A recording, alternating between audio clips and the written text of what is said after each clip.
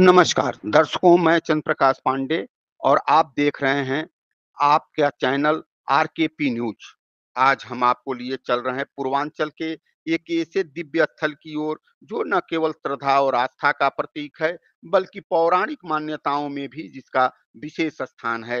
हाँ, हम बात कर रहे हैं उत्तर प्रदेश के देवरिया जनपद के रुद्रपुर उपनगर की, जिसे लोग उपकाशी के नाम से भी जानते हैं। जनपद मुख्यालय से लगभग 23 किलोमीटर की दूर स्थित यह स्थान धार्मिक ऊर्जा से परिपूर्ण है और इसका केंद्र है बाबा दुर्गेश्वर नाथ प्राचीन शिव मंदिर। इस मंदिर की सबसे खास बात यह है, यहाँ स्थापित निसक पत्थर से निर्मित शिवलिंग को महाकालेश्वर उज्जैन के उप ज्योतिर्लिंग के रूप में पूजा जाता है। मान्यता है कि शिवलिंग के केवल स्पर्श मात्र से ही व्यक्ति के सभी दुख दूर हो जाते हैं। हर 4 वर्षों में जब अधिक मास आता है, तब यहाँ विशेष धार्मिक आयोजन होते हैं। इस दौरान लाखों श्रद्धालु देश भर से यहाँ जुटते हैं। यह समय मंदिर परिसर को आध्यात्मिक ऊर्जा से भर देता है। हर ओर गूंजते हैं हर हर महादेव के जयकारे और गंगा आरती की मधुर ध्वन लहरियां। स्थानीय पौराणिक मान्यताओं के अनुसार यह स्थल स्वयं भगवान शिव की कृपा से जागृत हुआ। यहाँ पर अनेक संतों ने तपस्या की और आज भी साधु संत यहाँ आकर ध्यान लगाते हैं। बाबा दुग्धेश्वर नाथ मंदिर सिर्फ एक धार्मिक स्थल नहीं, बल्कि आस्था, शांति और मोक्ष की खोज करने वालों के लिए एक जीवंत केंद्र है। यहाँ आकर हर कोई अपने जीवन की समस्याओं से कुछ पल के लिए ही सही परे हो जाता है। अगर आप भी भक्ति, आस्था और आत्मिक शांति की खोज में हैं, तो एक बार रुद्रपुर के बाबा दुग्धेश्वर नाथ के दर्शन अवश्य करें। यकीन मानिए, यह यात्रा आपके जीवन का सबसे खास यात्राओं में से एक होगा। नमस्कार।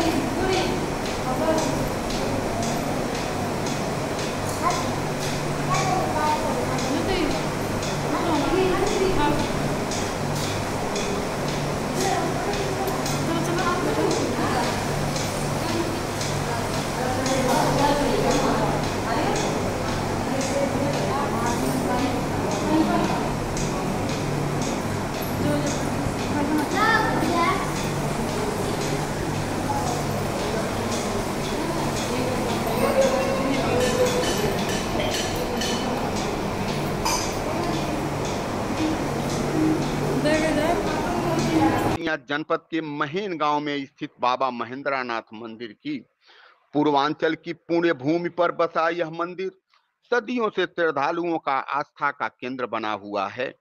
यहाँ का शिवलिंग अर्धनारीश्वर स्वरूप में विराजमान है, जो दर्शाता है शिव और शक्ति का एक अद्भुत संगम।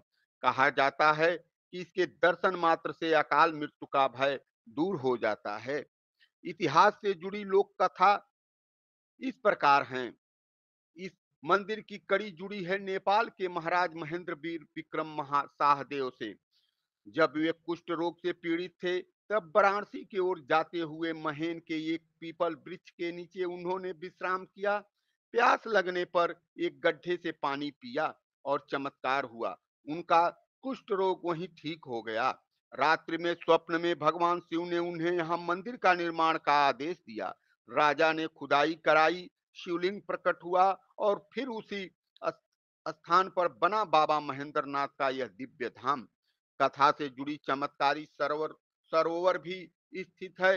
मंदिर के पास ही एक स्थित है एक विशाल जलाशय कामलदाह सरोवर, जिसके बारे में मान्यता है कि इसमें स्नान करने से चर्म रोगों से मुक्ति मिलती है। यह जलाशय लगभग 551 बीघे भूमि में फैला हुआ है और भक्तों के लिए आस्था का सागर बना हुआ है। मंदिर की विशेषताएं यह है, यहाँ शिवलिंग का श्रृंगार शहद, चंदन, बेलपत्र और पुष्पों से किया जाता है।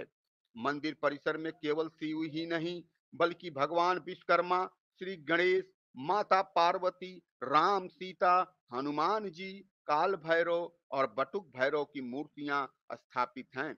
यह स्थल न सिर्फ धार्मिक है बल्कि सांस्कृतिक और आध्यात्मिक ऊर्जा का केंद्र है। श्रावण मास और शिवरात्रि का उत्सव श्रावण मास में यहाँ का दृश्य अद्वितीय होता है। सैकड़ों की संख्या में कांवरिये बरहत से सरयू तट से जल लेकर बाबा का जलाभिषेक करने आते हैं। शिवरात्रि के पर्व पर यहाँ विशाल मेला लगता है, जहाँ जन सैलाब उमड़ पड़ता है। आस्था का संदेश यह है कि बाबा महेंद्रनाथ का मंदिर केवल एक तीर्थ स्थल नहीं बल्कि मनोकामनाओं की पूर्ति का अद्भुत केंद्र है। कहते हैं कि जो भी सच्चे मन से यहाँ आते हैं उनकी झोली कभी खाली नहीं लौटती। तो आइए इस सावन में आप भी दर्शन कीजिए महेन के बाबा महेंद्रनाथ के और जुड़िए इस अनंत आस्था से आरकेपी न्यूज चैनल के साथ।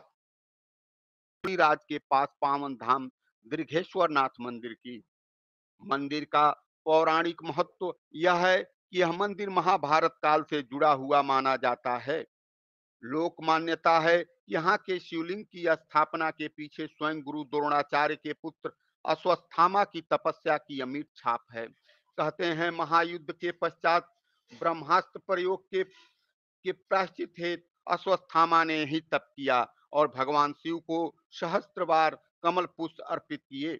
भगवान शिव ने उन्हें दीर्घायु का वरदान दिया और तभी से इस धाम का नाम पड़ा दीर्घेश्वर नाथ। आप भी आते हैं अश्वत्थामा सबसे बड़ा रहस्य और आस्था का केंद्र यही है। यह विश्वास किया जाता है कि आज भी अश्वत्थामा रात्रि में इस मंदिर में पूजा करते हैं।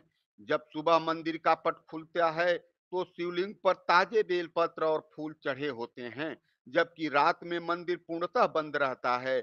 और इस रहस्य ने इस मंदिर को और भी अलौकिक बना दिया है। ऐतिहासिक संरक्षण और सरोवर का महत्व।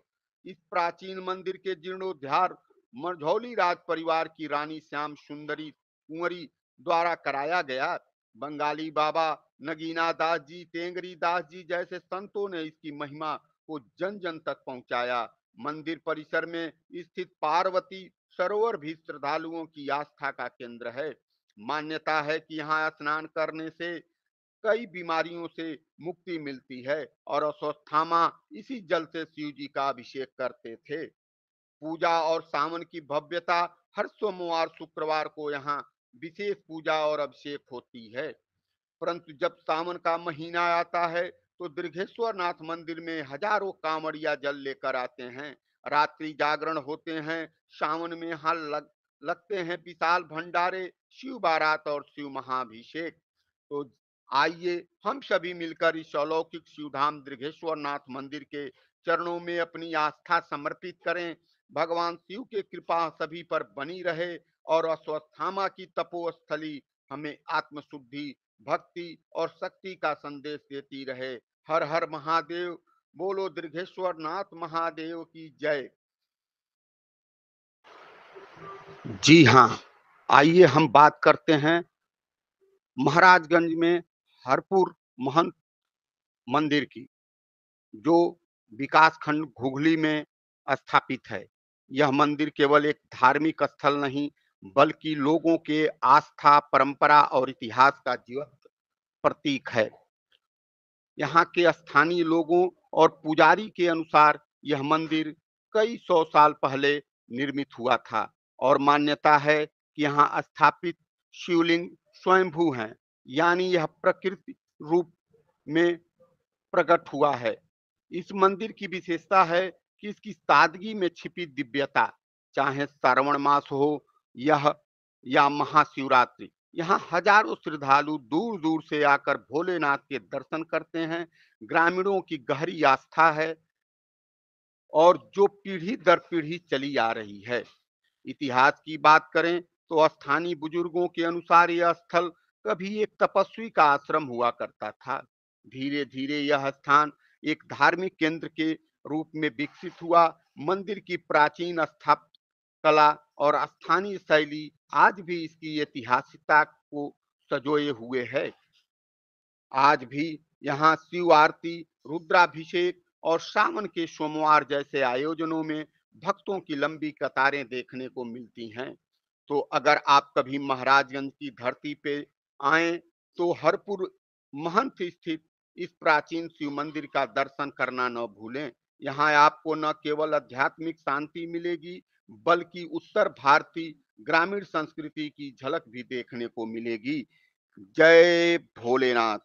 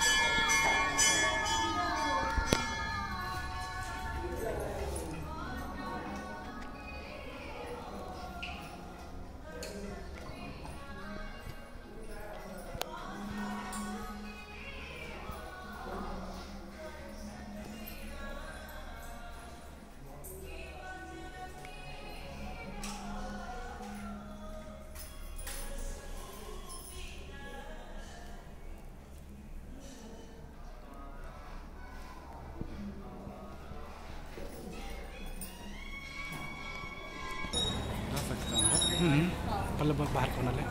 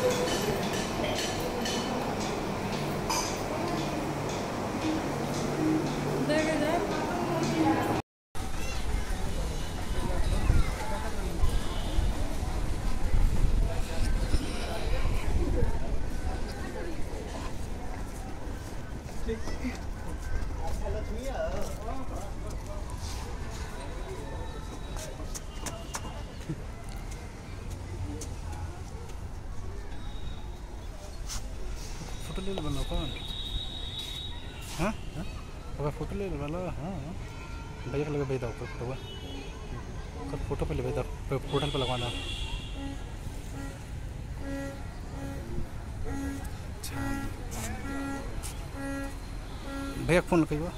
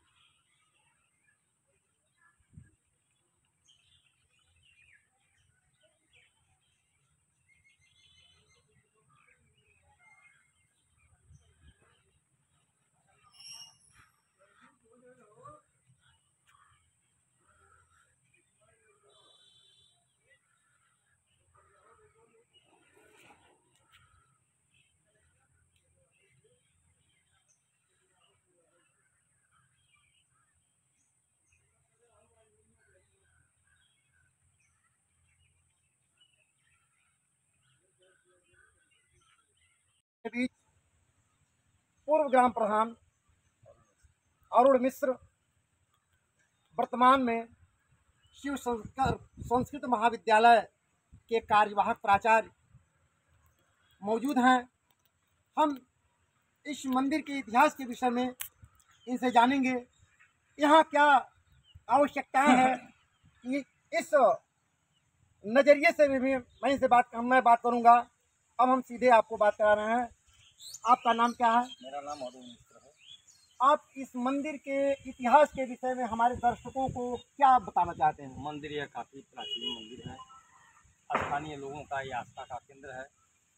यहाँ जो प्राचीन बुजुर्ग लोग अभी ग्राम सभा के अंदर उपलब्ध हैं, उनसे बात करने के बाद पता लगा ये 250 से पुराना प्राचीन सी मंदिर है और ये बहुत ही जागृत स्थिति का मंदिर है। संयोग से इस मंदिर पर बहुत सारी चीज़ों का आना जाना होता था और अभी आज के 2-4-5 दिन बाद जो ही श्रावण पक्ष शुरू हो रहा है 11 जुलाई से, यहाँ लोगों का आना जाना लगा रहेगा। लोग यहाँ रुद्राभिषेक लड़कियों को देखना, फिर दिखाना, शादी विवाह यानी हर तरह के धार्मिक अनुष्ठान के लिए लोग यहाँ आते हैं और अपने मनोकामना को पूर्ण करने के बाद लोग जाते हैं। ये बहुत जागृत स्थिति में शिवालय हमारा है। इस मंदिर पर और क्या आवश्यकताएं हैं जो आज यह उपेक्षा का शिकार, उपेक्षा का दंश झेलता हुआ नजर आ रहा है। आप स्थानीय होने के नाते, एक समाज सेवी होने के नाते आप क्या काम निरंतर हो ही रहा है, अभी काम निरंतर हो ही रहा है। अभी और जो आवश्यक बात जो कहा आपने, महत्वपूर्ण सवाल किया है, क्योंकि यह स्थानीय आस्था का केंद्र है, लोग दूर से आते हैं, काफ़ी दूर दूर से आते हैं। इस नाते यहाँ अभी तुरंत जो है जनहित में एक यहाँ बड़ा धर्मशाला की आवश्यकता है, जिसमें लोगों को अगर मौसम खराब होता है, बारिश आ जाती है, अनुष्ठानिक क्रिया जो होती है उसमें व्यवधान होता है। अतः इस नाते हम आपके माध्यम से, आपके चैनल के माध्यम से स्थानीय जनप्रतिनिधियों से अपील करते हैं कि यहाँ एक बड़ा सा धर्मशाला हो। अभी हम जब ग्राम प्रधान थे, यहाँ जो सामुदायिक शौचालय बनवा दिए हैं, कुछ काम शुरू हुआ, फिर पर्यटन विभाग की तरफ से मंदिर पर काफ़ी काम हुआ है। अभी जनहित में यहाँ तुरंत जो आवश्यकता महसूस हो रही है हमको, स्थानीय होने के नाते लोगों के आने जाने की भीड़ को देख करके यहाँ एक बड़ा सा धर्मशाला होना चाहिए, जो आधुनिक साज सज्जा से युक्त हो, ताकि अगर मौसम खराब हो तो उनके अनुष्ठानिक क्रिया में कहीं से कोई व्यवधान न हो, या मंदिर पर किसी तरह का बैठक हो तो उसमें जो है लोग आसानी से बैठ करके अपने कार्य को संपन्न कर सकें। धन्यवाद। प्रदेश के महाराजगंज जनपद अंतर्गत हुगली विकास खंड में एक स्थान हरपुर महंत है, जो अंग्रेजी हुकूमत से चर्चित रहा है। वहाँ हजारों वर्ष पुराना शिव मंदिर है। उस शिव मंदिर में हम आए हैं, वहाँ लोगों से बात करेंगे, वहाँ के संतों से बात करेंगे, हम वहाँ के इतिहास के विषय में अपने दर्शकों को दिखाएंगे। तो सबसे पहले तो हम यहाँ के पुजारी से बात करेंगे, इतिहास जानना चाहेंगे। आपका नाम क्या है? दुर्गा दास। आप यहाँ के इतिहास के विषय में हमारे दर्शकों को क्या बताएंगे? क्या बताना महाराज, ये जागता पीठ है, जो आते हैं अपना जो श्रद्धा लेकर के आते हैं, वो मिलते उनकी पूरी भगवान शिव करते हैं, यहाँ से कोई वापस नहीं आता। आप हमारे दर्शकों को यह बताएं कि यहाँ कितने महंत हुए हैं आपकी जानकारी में? और मतलब जानकारी तो है, देखे तो नहीं है, परंतु जानकारी है। 4 महंती यहाँ गुजर चुका है। 4 महंत हुए हैं, राम रतन गिरी महाराज,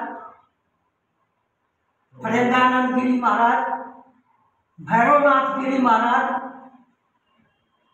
और प्रेमनाथ गिरी महाराज तो वर्तमान में ही है। हाँ, इतना ऐसा कहा जाता है कि जब अंग्रेजों की हुकूमत थी, वह शासन क्या था? जादू था, जो ढोंग न्याय से रचता था, लुटती मनोबल धन सारा कुछ नए देश में बसता था। उस समय महंत महेंद्रानंद गिरी, ऐसा कहा जाता है कि उनके वहाँ इजलास लगता था, कोर्ट लगता था, जहाँ लोगों को न्याय मिलता था। उस संबंध में आप हमारे दर्शकों को क्या बताएंगे? जी महाराज जी, हम मतलब उस मकान को देखे हैं। न्याय तो अंग्रेज का जमाना था महाराज। जो ये लोग चाहते हैं, अंग्रेज मजिस्ट्रेट थे, जो चाहते थे वही निर्णय होता था। हाँ, यहाँ वकालत नहीं चलता था। हाँ, वकालत नहीं चलता था, नहीं मान उनके द्वारा ही जजमेंट दिया जाता था। जो जजमेंट दे दिए वही मान। इस शिव मंदिर के विषय में क्या बताएंगे? शिव मंदिर के विषय में आप हमारे दर्शकों को क्या बताएंगे? शिव मंदिर तो बहुत पुराना है महाराज। यह जो है यह हजारों वर्ष पुराना है, जहाँ हम लोग बैठे हुए हैं। और ये जो है भगवान का मंदिर, ये भोलेनाथ का मंदिर। यहाँ जो है जो भी लोग जिस श्रद्धा से आते हैं, उनका मनोकामनाएं भगवान शिव पूरा करते हैं। और ये पुराना मंदिर, प्राचीन मंदिर, ऐसा मंदिर कहीं है ही नहीं। मंदिर तो बहुत है, लेकिन ऐसा मंदिर कहीं नहीं है महाराज, देखने को नहीं मिलेगा। अभी हम बाहर देखे हैं 2, 3, 4 मंदिर और है। एक 1858 का है, एक 1700 कुछ का है। तो उस मंदिर के विषय में हम क्या आप बताएंगे? कुछ पूर्व के महंत जी लोगों का नाम है उस पर, लगता है कि उन लोगों की समाधि है या उन लोगों द्वारा बनवाया गया है। इस संबंध में आप क्या हमारे दर्शकों को कहेंगे? खैर, वो तो का नाम है, वो जब उनका देहांत हो गया तो चले गए, बनवाने वाले तो दूसरे थे। अच्छा है, अरे वो तो उनका तो देहावसान हो गया ना, तो आखिर यंग महंत जो रहे वो बनवाए महाराज। इस समय वर्तमान में जो महंत हैं उनका क्या नाम है? प्रेम गिरिनाथ महाराज जी। धन्यवाद। ताम्रेश्वरनाथ शिवोपासना केंद्र का प्रथम साक्ष्य तो निश्चित रूप से महाभारत काल से ही माना जाता है, जैसा कि महाभारत ग्रंथ में भी संदर्भ में उल्लिखित है कि अज्ञातवास के समय माँ कुंती के साथ पांचों पांडव ताम्रेश्वरनाथ की भूमि पर आए थे। यद्यपि उस समय इसका ताम्रेश्वरनाथ नाम से इसकी पहचान थी अथवा केवल शिव अथवा वन्य क्षेत्र की परिक्षेत्र के रूप में थी, यह स्पष्ट नहीं है। लेकिन शिव उपासना के केंद्र के रूप में मंदिर का साक्ष्य यहाँ कम से कम अब से 500 वर्ष पहले निश्चित हो चुका था। यह स्वतंत्रता के पूर्व काशी नरेश बासी नरेश द्वारा इस मंदिर के जीर्णोद्धार कराए जाने का उल्लेख प्राप्त होता है। लंबे समय तक यह परिक्षेत्र बासी नरेश के आधिपत्य में था, इसमें संदेह नहीं। और अपने आधिपत्य काल में ही बासी नरेश ने इस मंदिर का जीर्णोद्धार कराया था, जो उनके द्वारा कराया गया कार्य अभी कुछ वर्षों पूर्व तक स्पष्ट रूप से दिखता रहा। वर्तमान मंदिर का विकास खलीलाबाद जनपद मुख्यालय घोषित होने के बाद हुआ है और अभी सद्य वर्तमान मुख्यमंत्री उत्तर प्रदेश माननीय श्री योगी आदित्यनाथ ने अपने कुछ माह पूर्व के दौरे में इसे पर्यटन मानचित्र पर लाने का उद्घोषणा किया है। ताम्रेश्वरनाथ गलियारा बनाने की घोषणा मंच से उन्होंने किया है। देखिए आगामी दिनों में कब तक वह घोषणाएं मूर्त रूप ले पाती हैं। शास्त्रीय परंपरा में और अनुश्रुत साक्ष्यों के आधार पर सावन का महीना सामान्यतया भारतीय पर्व और त्यौहार के रूप में सर्वसम्मानित मास के रूप में मासानामोत्तम मास के रूप में परिगणित किया जाता है। सामान्यतः समस्त धार्मिक कृत्यों के लिए सावन विशेषकर महिला वर्ग के विभिन्न उपासना के क्रमों में सावन का महत्ता अपने आप सर्वोपरि मानी जाती है। तत्कालीन साक्ष्यों के आधार पर जब हम विचार करते हैं तो 12 महीनों में सर्वाधिक पुण्यदायी मास के रूप में सावन परिगणित है। यद्यपि वैष्णव परंपरा में आषाढ़ मास की पूर्णिमा ही विष्णु के शयन की अवस्था मान ली जाती है। आषाढ़ मास की शुक्ल पक्ष की एकादशी को हरिशयनी एकादशी के नाम से संबोधित किया जाता है और उसके बाद कार्तिक मास में देवोत्थान एकादशी के रूप में फिर विष्णु के जागरण का समय माना जाता है कि इस चातुर्मास में धार्मिक कृत्य बाधित होंगे क्योंकि विष्णु के शयन का समय होगा। इस 4 मास वह क्षीर सागर में अनंत शयन पर रहते हैं। लेकिन शिव समग्र उपासना के देवता माने जाते हैं, सहज उपास्य देवता माने जाते हैं। अतः सावन मास को शिव की उपासना पद्धति के रूप में उपासना के सर्वश्रेष्ठ माह के रूप में परिगणित किया जाता है। देवाधिदेव महादेव समुद्र मंथन के उपरांत गरल पान करने के कारण विक्षिप्त और तीव्र तीक्ष्ण गले में विष को धारण करने के कारण उद्दीप्त हो चुके थे और उनकी शांति के निमित्त उस पर अनवरत जलप्रपात गिरना था और वह परंपरा कालांतर से लेके अब तक शिव के उपासना के प्रतीक के रूप में शिवलिंग पर जलाभिषेक के रूप में चली आ रही है। स्थानीय क्षेत्र में संत कबीर नगर जनपद में स्थित ताम्रेश्वरनाथ शिव का वह उपास्य पीठ है जिसकी पौराणिक महत्ता महाभारत काल में अज्ञातवास के समय भीम और कुंती के आने का साक्ष्य महाभारत में उल्लिखित माना जाता है और वहाँ ताम्र तीर्थ के रूप में ताम्रेश्वरनाथ की पहचान की जाती है। ऐतिहासिक परिप्रेक्ष्य में आज भी 14वीं शताब्दी तक के विभिन्न खंडित मूर्तियाँ बौद्ध काल के विभिन्न अवशेष यत्र तत्र तामेश्वरनाथ शिव मंदिर से 3 किलोमीटर के परिक्षेत्र में प्राप्त होते रहते हैं। महाथान नामक स्थल बौद्ध स्थल पुरा स्थल के रूप में चिन्हित किया जाता है, जहाँ से टीले से बौद्ध काल के साक्ष्य प्राप्त हुए हैं। न केवल महाथान वरन संत कबीर नगर के अनेक पुरा स्थल ऐसे हैं जहाँ से बौद्धकालीन संस्कृतियों के साक्ष्य प्राप्त होते हैं, लेकिन उस बौद्ध काल के पूर्व भी लहुरा देवा नामक स्थल ऐसा है जहाँ से नवपाषाणी काल की संस्कृति के अवशेष प्राप्त हुए हैं। हमारे स्वयं के विद्यार्थी ने 1998 में लहुरा देवा से मिट्टी का बना शिवलिंग प्राप्त किया था टीले के सतह भाग से।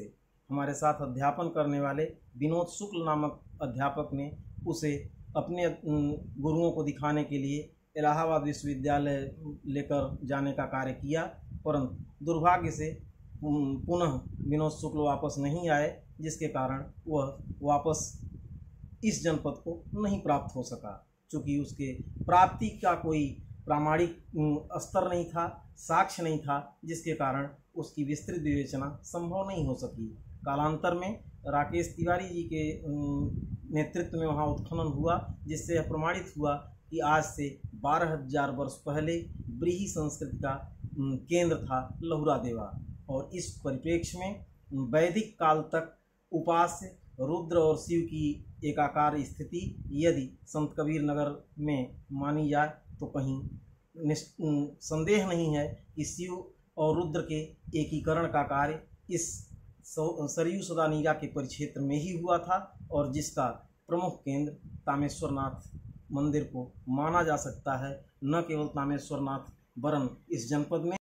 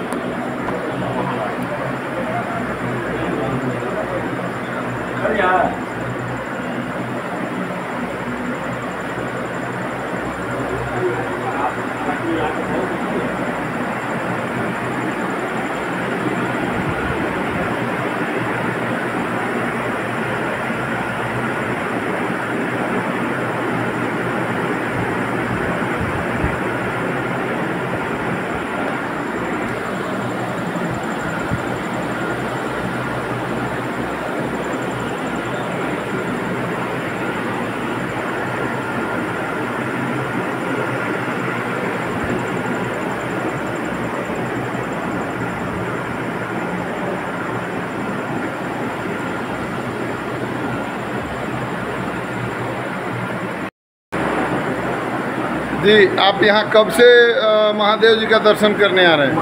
बाबा हंसनाथ के दरबार में हम बचपन से ही आ रहे हैं। बाबा हंसनाथ ज्योतिर्लिंग है। ज्योतिर्लिंग है इनके। ये कहाँ पर स्थापित है? ये सुहागरा धाम में है।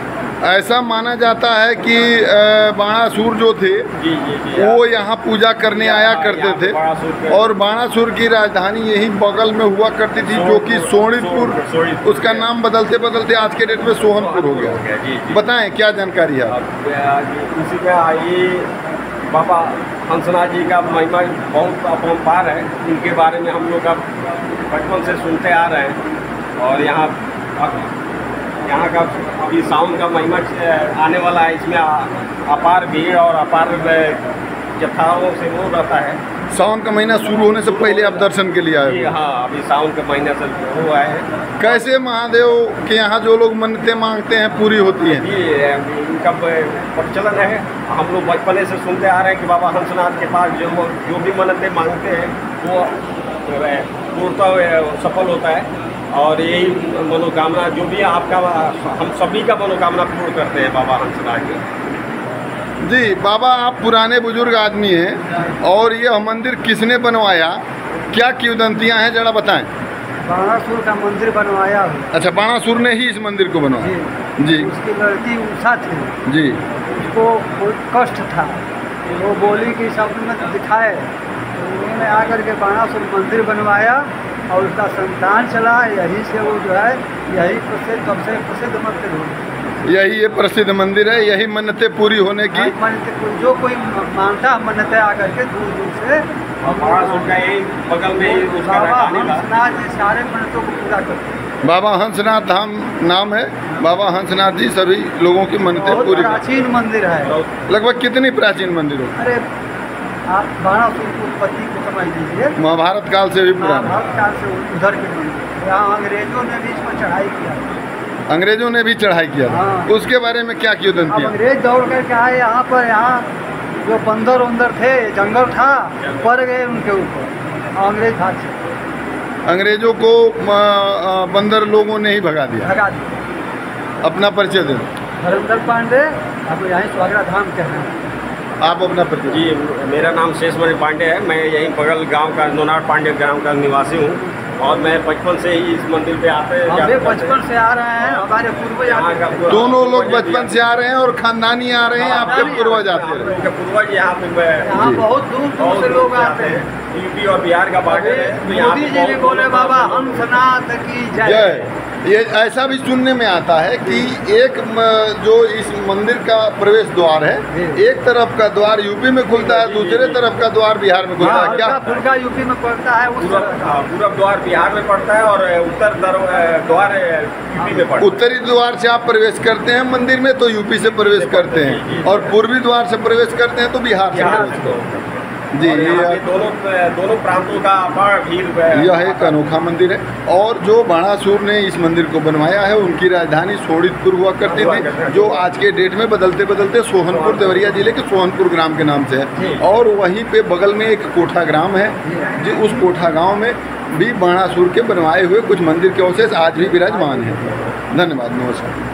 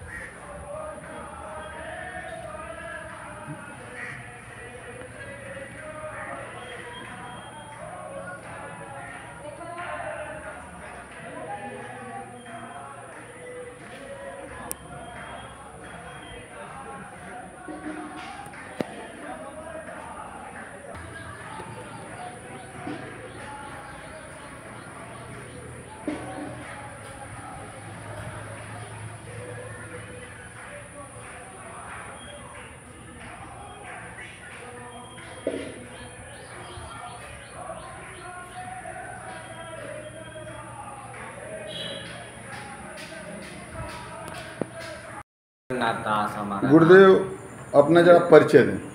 हाँ, मेरा नाम महंत जगन्नाथ दास है। मैं परम पूज्य बंगाली बाबा का कृपा पात्र हूँ और प्राचीन श्री दृगेश्वर नाथ मंदिर का मुख्य जो है कर्मचारी हूँ। मुख्य पुजारी हैं। मुख्य पुजारी हैं हम, और समाज का और मंदिर की देख रेख करना हमारा जो है कर्तव्य है। आप देख सकते हैं कि महाराज जी के कितने अच्छे विचार हैं, जो यहाँ के मुख्य पुजारी हैं, किंतु मुख्य पुजारी नहीं बताकर आपके द्वारा अपने को मुख्य कर्मचारी बताया जा रहा है। ये होती है संत और ये होती है संत की परिभाषा। गुरुदेव, यहाँ प्रशासन के द्वारा स्थानीय व्यवस्था में किस प्रकार से आपको योगदान मिल पा रहा है अथवा नहीं मिल पा रहा? खैर, हम तो जो है शासन प्रशासन की बात करें तो हमको जिला प्रशासन का बहुत अच्छा सहयोग मिल रहा है। बहुत शानदार सहयोग मिल रहा है। हाँ, बहुत शानदार सहयोग मिल रहा है। और स्थानीय निकाय नगर पंचायत मझौली राज के द्वारा काफ़ी अच्छा सहयोग मिल रहा है जी। उनके जो है सफाई कर्मचारी आ जा रहे हैं जी। और भी उनके जो है जो भी मंदिर को आवश्यकता होती है वो सब लोग जो है बढ़ चढ़ के जो है सहयोग करते हैं जी। और विद्युत विभाग का भी बहुत अच्छा सहयोग मिल रहा है जी। और अभी आज से 3 दिन पूर्व जो है जिला के लोकप्रिय जिला अधिकारी दिव्या मित्तल जी का आगमन हुआ था और जिला के कप्तान पुलिस कप्तान विक्रांत वीर जी, हाँ, विक्रांत वीर विक्रम जी का आगमन हुआ और मंदिर प्रशासन के द्वारा उनको प्रार्थना पत्र दिया गया है। श्रद्धालुओं को सुविधा के लिए स्वास्थ्य विभाग की टीम, अग्निशमन विभाग की टीम और भी जो जनहित में जो है जो संस्थाएं संगठन जो कार्यरत हैं उन सब का यहाँ जो है अनुरोध किया गया कि सभी लोग आएँ और अपनी सहभागिता दें। अपना जो है ये श्रावण महोत्सव, ये 1 महीना का पवित्र महीना है।